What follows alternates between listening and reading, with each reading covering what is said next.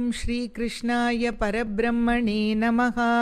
अथ श्रीमन्नारायणीयम् एकादशं दशकं सनकादीनां वैकुण्ठप्रवेशवर्णनं जयविजयशापवर्णनं हिरण्यकशिपु हिरण्याक्षोत्पत्तिवर्णनं च। क्रमेण सर्गे परिवर्धमाने कदापि दिव्या सनकादयस्ते भवद्विलोकाय विकुण्ठलोकं प्रपेदिरे मारुतमन्दिरेश।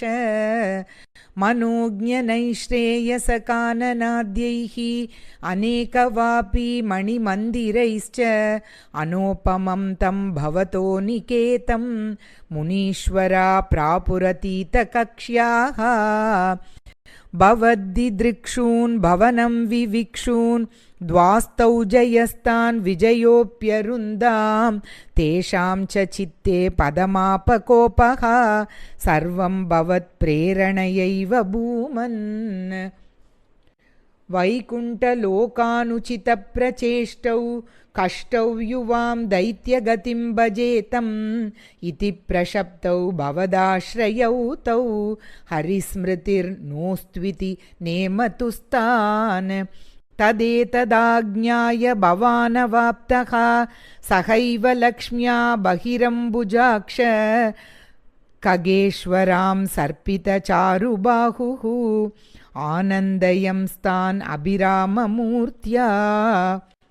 प्रसाद्य गीर्भिस्तुवतो मुनीन्द्रान् अनन्यनाथावत पार्षदौ तौ संरम्भयोगेन भवैस्त्रिभिर्माम् उपेतम् इत्यात्तकृपं न्यगादीः।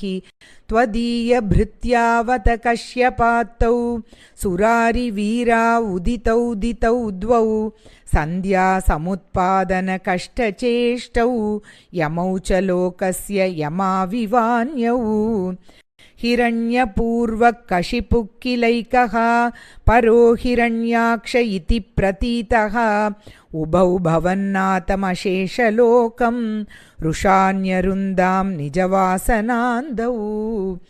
तयोर्हिरण्याक्षमहासुरेन्द्रो रणाय धावन्ननवाप्तवैरी भवत्प्रियां क्ष्मां सलिले निमज्य चचार गर्वाद्विनदन् गदावान्।